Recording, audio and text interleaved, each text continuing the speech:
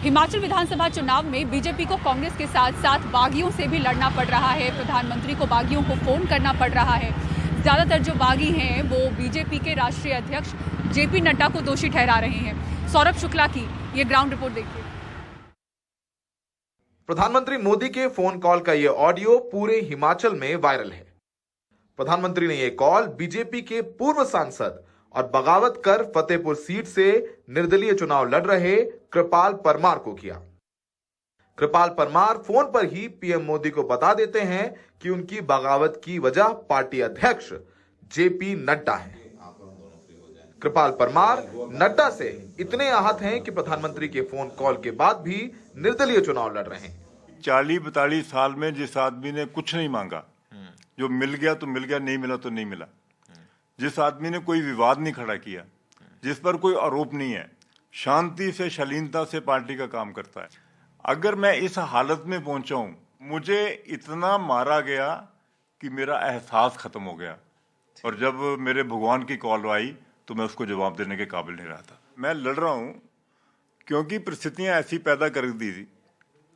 मैंने उस दिन मोदी जी को भी कहा कि अगर आपका ये कॉल एक दिन पहले आ जाता, क्योंकि 29 को विड्रॉल थी 3 बजे तक, अगर 3 बजने को 5 मिनट में भी आ जाता तो मैं उनकी बात पूरी भी ना सुनता, मैं कहता जी हो गया और मैं विड्रॉ कर लेता। लेकिन उन्होंने कहा कि मुझे आज बताया गया। उस वक्त मेरा बैलेट पे नाम आ चुका था, विड्रॉल का समय खत्म हो चुका था।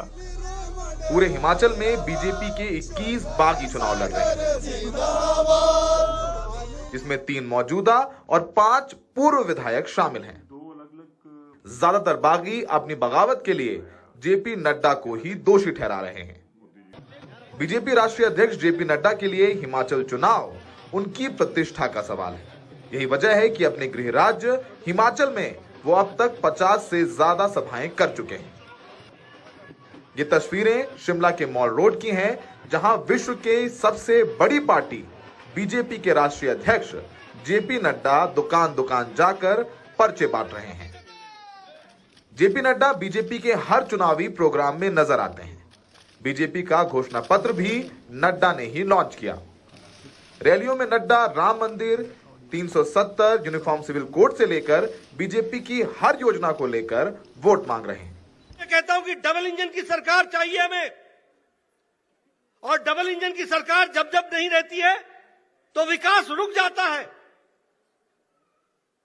पहिया एक निकल जाए तो गाड़ी लड़खड़ा जाती है। कांग्रेस भी जानती है कि बीजेपी के बागी उनके लिए सत्ता की सीढ़ी बन सकते हैं। यही वजह है कि हर रैली में नड्डा का नाम लेकर बीजेपी को चिढ़ा रहे हैं। अभी उस दिन प्रधानमंत्री जी बात कर रहे थे परमार साहब से, बैठ जाओ। परमार साहब ने अपना दुख व्यक्त किया, 15 साल नड्डा जी ने मुझे तंग किया है। सब लोगों ने वीडियो देखा है। नड्डा साहब से नाराज हो गए 21 लोग बागी हो भारतीय जनता पार्टी में चुनाव लड़ रहे हैं। 8 तो सीट है, 21 लोग बागी लड़ रहे हैं। तो रिजल्ट क्या आएगा ये पता है सब। जेपी नड्डा भी काफी आक्रामक है। नड्डा प्रचार के आखिरी दिन फतेहपुर विधानसभा में रैली कर रहे हैं, जहां से बागी कृपाल परमार बीजेपी के खिलाफ नड्डा को चुनौती देते हुए मैदान में है। जेपी नड्डा का गृह राज्य है हिमाचल प्रदेश। वो यहाँ से मंत्री भी रहे हैं, विधायक भी रहे हैं। टिकट इस बार उनके कहने पर बांटे गए हैं। बागी उनको दोषी ठहरा रहे हैं, तो उनका ही दायित्व है कि वो यहाँ पर पार्टी को जिताएं। अगर खुदा ना खास्ता यहाँ पार्टी हार जाती है तो उनके लिए एक बड़ा सेटबैक होगा, क्योंकि पार्टी ने दोबारा उन्हें अध्यक्ष बनाने का फैसला किया है। ऐसे में गृह राज्य में भी धूमल जी को टिकट ना देना या धूमल जी के कुछ करीबी लोगों को टिकट ना दे करके पार्टी के अंदर खलबली भी मची हुई है। तो फिलहाल एक लिटमस टेस्ट है जेपी नड्डा के लिए, जो कि विश्व की सबसे बड़ी पार्टी के राष्ट्रीय अध्यक्ष हैं। सहयोगी अशोक महाले और वीडी शर्मा के साथ सौरभ शुक्ला, एनडीटीवी इंडिया।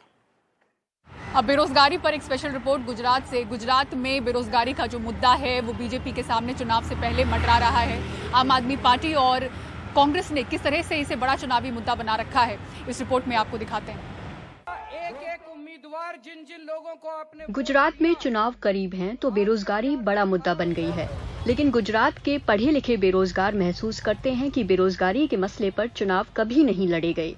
24 साल के मोहम्मद हसन ने 2019 में ग्रेजुएशन किया, लेकिन अभी भी वो अहमदाबाद में सड़क किनारे वेंडर का काम कर रहे हैं। उनको लगता है कि कोई भी दल छात्रों के बारे में नहीं सोचता। कॉलेज कंप्लीट होने के बाद में जॉब की कोई अपॉर्चुनिटी नहीं रही हम लोगों के लिए। मेरे कितने फ्रेंड है जो ग्रेजुएशन कंप्लीट है, MBA सब कंप्लीट है, बट जॉबलेस है। अभी मैं भी ये धंधा संभाल रहा हूँ, रोड साइड पे 400-500 रुपया दिन का मिल जाता है। यहाँ तक कि PhD कर चुके युवाओं के लिए भी परिवार चलाना मुश्किल हो रहा है। रोजगार के अच्छे अवसर नहीं हैं।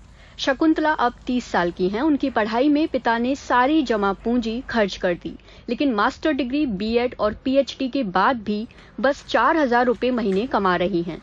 जीवन में कोई उम्मीद नहीं बची। B.Ed के बाद स्कूल में जाती थी और वहाँ पर मेरे गांव में 4,000 रुपये देते थे।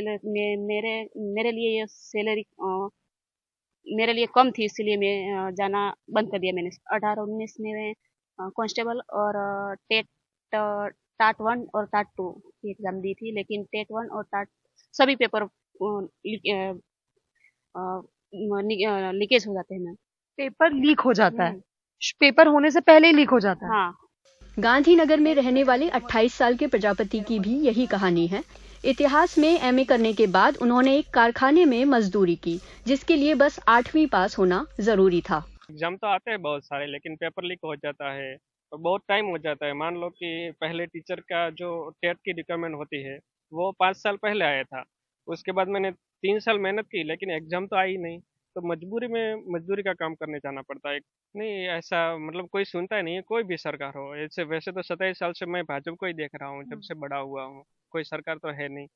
हालांकि गुजरात सरकार का दावा है कि राज्य में युवाओं को सबसे बड़ी तादाद में नौकरी है, लेकिन उनके अपने आंकड़े अलग ही कहानी कहते हैं। अगस्त 2021 तक 3.64 लाख पढ़े लिखे युवाओं के पास रोजगार नहीं था। बीते 2 साल में सरकार ने बस 0.35% बेरोजगार युवाओं को रोजगार दिया। 0.5% रजिस्टर्ड बेरोजगार युवाओं को भी सरकारी नौकरी नहीं मिल पाई। कुल 3,46,436 शिक्षित और 17,816 अर्धशिक्षित युवा बेरोजगार के तौर पर रजिस्टर्ड हैं। राजकोट से आए 24 साल के जिग्नेश डाबेली की दुकान चलाते हैं। जब 2018 में उन्होंने सौराष्ट्र विश्वविद्यालय से B.Com पूरा किया, तब उन्होंने सोचा भी नहीं था कि एक दिन उन्हें सड़क किनारे ठेला लगाना पड़ेगा।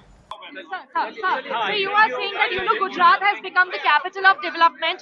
There is also unemployment in the state. How do you think that is going to play a role in the elections? Do you think unemployment or inflation is going to impact the polls in Gujarat? Wait for the results, you will. The employment exchange. अक्टूबर 2022 तक गुजरात में जो रोजगार exchange है उसका केवल 3,42,000 ही register किए गए हैं, लेकिन आपके पास 17 लाख अभ्यर्थी हैं जो 3,400 पोस्ट पर अप्लाई कर रहे हैं। एम्प्लॉयमेंट एक्सचेंज में इन लोगों को रजिस्टर तक नहीं किया गया है। गुजरात में औसत मजदूरी दर देश में सबसे कम है। They are not even registering in the employment register, in the employment exchange. The average wage rate in Gujarat is among the lowest in the country. अब मेरे को सरकार का ऐसा निवेदन है कि कुछ अच्छा ऐसा ट्राई करो कि पेपर लीक ना हो, और विश्वास पात्र सरकार की अब जरूरत है कि हमको ऐसा हमारी मेहनत पे पानी फिर रहा है ना, वो मेहनत पे पानी ना फिरे। गुजरात सरकार के अपने आंकड़े भी कहते हैं कि राज्य में कम से कम 4 लाख शिक्षित युवा बेरोजगार है। अब निश्चित रूप से चुनाव से पहले बेरोजगारी ऑपोजिशन पार्टीज के लिए एक बड़ा मुद्दा बन गया है, पर राजनीति को एक तरफ रखते हुए शिक्षित बेरोजगार युवा आज के टाइम पे सबसे ज्यादा पीड़ित है, क्योंकि उनमें से कई जो पढ़े लिखे होने के बावजूद भी छोटी मोटी नौकरियां करके अपना पेट पाल रहे हैं, कई लेबरों की तरह काम करने के लिए मजबूर हैं, कई सड़क के किनारे विक्रेताओं की तरह भी काम करने के लिए मजबूर हैं। उनका कहना है कि गुजरात राज्य में चुनाव कभी भी अनएम्प्लॉयमेंट, बेरोजगारी या जॉब्स पे नहीं लड़ा जाता है, और यही कारण है कि जितनी भी राजनीतिक दल होते हैं वो कभी भी युवा या छात्र के मसलों का हल नहीं निकालते हैं। कैमरा पर्सन रवि के साथ अहमदाबाद में मैं तनुश्री पांडे, NDTV इंडिया के लिए। दिल्ली में गाजीपुर लैंडफिल साइट से सटी मंडी की दीवार गिर गई। व्यापारियों का कहना है कूड़े के पहाड़ की ऊंचाई को कम करने के चक्कर में कूड़े को फैलाया जा रहा था, जिसके बोझ से दीवार गिर गई। MCD चुनाव में इस पर राजनीति तेज हो गई है। ये दिल्ली की गाजीपुर लैंडफिल साइट से सटी बकरा मंडी की दीवार का हिस्सा है जो रविवार रात अचानक गिर गया। दीवार के साथ ही बिजली का खंभा भी मंडी की दुकान पर जा गिरा। दुकान को नुकसान हुआ लेकिन शुक्र है किसी को चोट नहीं आई। मंडी के लोगों का कहना है कि कूड़े के पहाड़ की ऊंचाई कम करने के लिए कूड़ा फैलाया जा रहा था और कूड़े के बोझ से दीवार गिर गई। तो बताइए क्या हुआ था, कैसे हुआ था? रात को 11:30 बजे रविवार रात को हाँ। ये दीवार के पीछे कूड़ा डल रहा था हाँ। ये रात में ही काम कर रहे थे क्योंकि दिन में इन्होंने बंद कर दिया था यहाँ की कंप्लेन की वजह से। अच्छा। तो रात में ये लोगों ने काम चालू करा हाँ। इन लोगों को मना करा, ये दीवार कूड़े के उससे ना भारीपन से गिर गई इस तरफ। अच्छा। और यहाँ पे मेरी 4 लेबर सो रही थी, वो बेचारे उठ के भागे। सामने मेरा सामान रखा हुआ था, ये सारा ये सब टूट टाट गया सारा। ये एमसीडी चुनाव चल रहे हैं और इस मुद्दे पर राजनीति ना हो ऐसा कैसे हो सकता है। दिल्ली के उप मुख्यमंत्री मनीष सिसोदिया ने मंडी का दौरा किया और बीजेपी पर आरोप लगाया।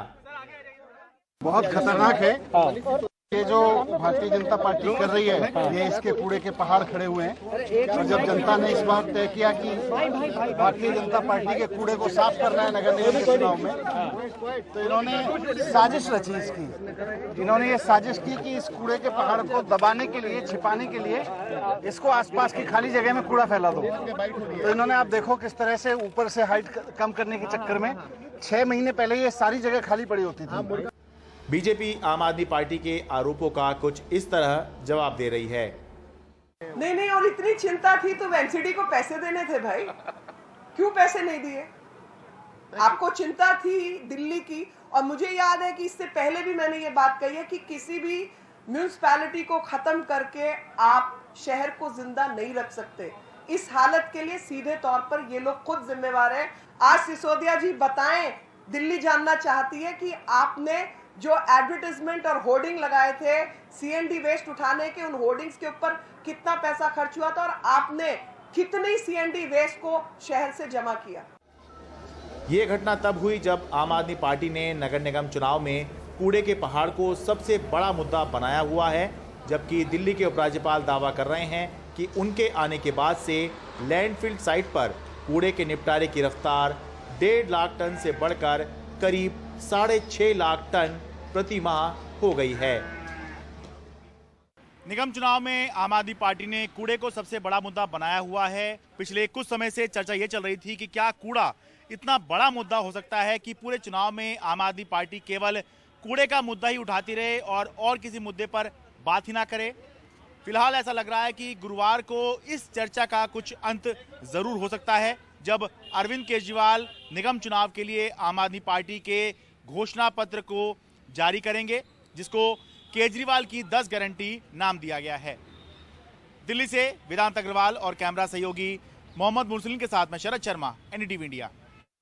और जस्टिस डॉक्टर धनंजय यशवंत चंद्रचूड़ ने देश के 50वें मुख्य न्यायाधीश का पद संभाल लिया है। उन्होंने भरोसा दिया कि वो आम लोगों के लिए काम करेंगे।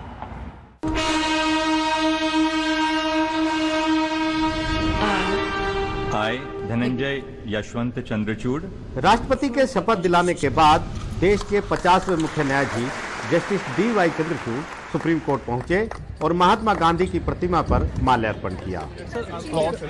फिर उन्होंने तिरंगे को नमन किया। एनडीटीवी से बात करते हुए CJI चंद्रचूड़ ने कहा कि वो देश के आम लोगों के लिए काम करेंगे। मेरे कार्य से देश के लोगों को, नागरिकों को मैं विश्वास दिलाऊंगा, शब्दों से ही केवल नहीं पर कार्य से। इसी के साथ देश की न्यायपालिका के इतिहास में एक नया अध्याय जुड़ गया। पहली बार ऐसा हुआ जब पहले पिता और अब बेटे को देश का मुख्य न्यायाधीश बनाया गया है। जस्टिस चंद्रचूड़ का कार्यकाल 2 साल का रहेगा। इस दौरान उन्होंने अपनी प्राथमिकता भी बता दी है। सामान्य नागरिक की सेवा करना यही मेरी प्रायोरिटी है। अब आप आगे देखते रहिए, कार्य से हम सारे भारत की सारे नागरिकों के लिए कार्य करेंगे, चाहे टेक्नोलॉजी में हो, चाहे रजिस्ट्री के रिफॉर्म्स में हो, जुडिशियल रिफॉर्म्स में हो, हर चीज में नागरिक का हम ध्यान रखें। जस्टिस चंद्रचूड़ को प्रोग्रेसिव और लिबरल जज माना जाता है। वो धैर्य से बात सुनने के लिए जाने जाते हैं। उनके नाम कई ऐतिहासिक फैसले भी दर्ज हैं। यहाँ तक कि नागरिकों के मौलिक अधिकारों को लेकर उन्होंने अपने पिता के ही 2 फैसलों को पलट दिया। लेकिन इस दौर में उनके सामने भी चुनौतियां बड़ी हैं। देश की न्यायपालिका के नए मुखिया ने आते ही कहा कि वो देश के आम नागरिक के लिए काम करेंगे और इसके बाद अदालत में केंद्र सरकार को सफाई कर्मी के खिलाफ अपील करने पर फटकारा भी। अभी तक इस अदालत के लिए कहा जाता था कि इसके पास आम लोगों की सुनने का वक्त नहीं है, लेकिन अब नए चीफ जस्टिस ने साफ कह दिया है कि वो आम आदमी की सुनेंगे भी और समझेंगे भी। नई दिल्ली से आशीष भार्गव, एनडीटीवी इंडिया। इंदौर में गुरु नानक देव महाराज के प्रकाश पर्व पर पूर्व मुख्यमंत्री और मध्य प्रदेश कांग्रेस अध्यक्ष कमलनाथ के मत्था टेकने पर किस तरह से सियासत गर्मा गई है आपको दिखाते हैं। कुछ देर वो यहां पर रुके और उनके जाने के बाद ही बवाल मच गया। कानूनों में संशोधन करने के लिए इन्होंने किताब लिखी है, मैं इनके उज्जवल भविष्य की कामना करता हूँ। मंगलवार को इंदौर के खालसा कॉलेज में प्रकाश पर्व पर आयोजित कीर्तन कार्यक्रम में पूर्व मुख्यमंत्री कमलनाथ पहुंचे और मत्था टेका। वहां मौजूद वहां के पदाधिकारियों ने उन्हें सरोपा सौंपा और सम्मान किया, लेकिन ये बात कीर्तनकार मनप्रीत सिंह कानपुरी को अच्छी नहीं लगी। उन्होंने हजारों लोगों की मौजूदगी में कहा, जिसने सिखों के घर बर्बाद कर दिए, जो 1984 के दंगों का दोषी हो, तुम उसके गुणगान गा रहे हो। मैं अपना कीर्तन करके अपने टाइम से अपने इंदौर छड़ देना, ये हुण तुसी पड़चोल करियो। जे मैं गलत हाँ मैनू रब भुगतेगा, जे तुसी गलत हो गुरु नानक थानू देखे। सत बचन दोबारा इंदौर नहीं आवांगा अपनी जिंदगी। इस मामले में मध्य प्रदेश सरकार भी कूद गई। 24 घंटे में गृह मंत्री डॉक्टर नरोत्तम मिश्र ने 2 बार बयान दिए। वहीं कांग्रेस कह रही है कि वो पूरे मामले की जांच करवाएगी। मेरा परम आदरणीय कीर्तनकार जो हमारे मनप्रीत सिंह जी हैं कानपुरी, उनसे विनम्र आग्रह है, इंदौर के प्रभारी मंत्री होने के नाते आग्रह कर रहा हूं कि कुछ लोगों के कुकृत्य की सजा सबको नहीं मिलनी चाहिए। इंदौर की कोई गलती नहीं है। जिस तरह से अपने पापों को ढकने के लिए कुछ लोग चले गए थे प्रायोजित करके, उन लोगों की गलती है ये, लेकिन चंद लोगों की गलती का खामियाजा पूरा प्रदेश न भुगते। बाद में हमें जानकारी मिली कमलनाथ जी के जाने के बाद, जब हम लोग भी कमलनाथ जी के साथ बाहर निकल गए, कि जो कीर्तनकार मनप्रीत सिंह कानपुरी आए थे, उन्होंने कुछ शब्द कहे, उन्होंने स्वागत पे आपत्ति लिए और उन्होंने इस तरह से स्वागत करने के तरीके पे भी आपत्ति लिए। इसी में जानकारी आई कि शायद उनका जो कार्यक्रम था वो इस स्वागत के कारण लेट हो गया, इसलिए उनके मन में नाराजगी थी। लेकिन इसके पीछे के कारणों की हम जांच करा रहे हैं। यह क्यों हुआ, उनको ऐसा क्यों कहना पड़ा, किस कारण से इसकी हम जांच करा रहे हैं। जो भी हुआ वो बेहद निंदनीय है। 1984 सिख दंगों में कांग्रेस के वरिष्ठ नेता कमलनाथ पर आरोप तो लगे, लेकिन किसी कोर्ट ने उन्हें अभी तक कोई सजा नहीं दी। आरोप है कि 84 दंगों के दौरान दिल्ली में गुरुद्वारा रकाबगंज साहिब पर हमला हुआ और कमलनाथ उस वक्त वहां मौजूद थे। इंदौर से समीर और भोपाल से कैमरा पर्सन रिजवान खान के साथ अनुराग द्वारी, एनडीटीवी इंडिया।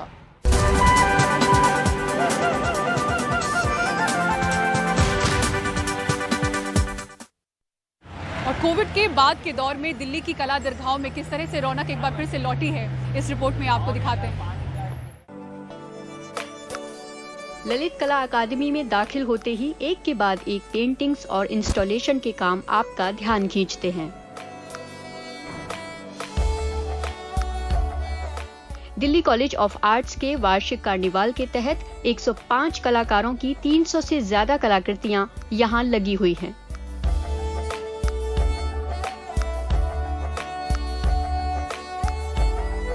ललित कला अकादमी की 4 दीर्घाओं में फैला ये काम परंपरा और आधुनिकता के बीच आवाजाही करते हुए एक शानदार दृश्य बनाता है।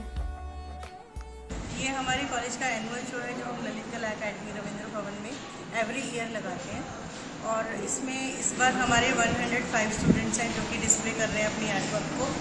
वो उनके कोर्स का पार्ट है, और इसमें डिफरेंट मीडियम्स हैं। ऑयल पेंटिंग है, पेंसिल शेडिंग्स है, acrylic colour, soft pastel, oil pastel and installations भी हैं। कुछ हमने थीम बेस्ड इंस्टॉलेशंस भी किए हैं। अकादमी की अन्य दीर्घाएं भी सामूहिक कला प्रदर्शनियों से भरी पड़ी हैं। सुप्रिया अंबर 7 महिला कलाकारों सीमा बरुआ, मीनाक्षी झा बैनर्जी, अपर्णा अनिल, कृष्णा वधवा, प्रीति संयुक्ता, सोनाली चौहान और अपनी कलाकृतियां लेकर आई हुई हैं। उनके काम की विविधता देखते ही बनती है।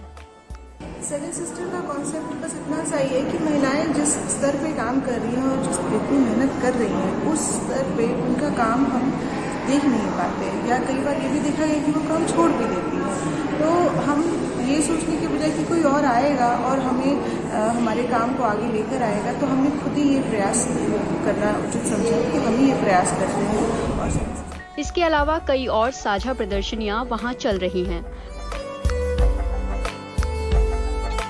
डॉक्टर भारती शर्मा ने 4 देशों के 8 कलाकारों का काम क्यूरेट किया है। वो विजुअल थेरेपी पर भी काम करती रही हैं, जबकि रोमान फरीद की क्यूरेट की हुई बुके ऑफ शेडो में 8 कलाकार प्रसून पोद्दार, राजेश कुमार, योगेश कुमार, सना आफरीन, सुरेश बिष्ट और अनुजित रॉय शामिल हैं। ये सारी प्रदर्शनियां इस रविवार तक चलनी हैं। Bureau report, NDTV India.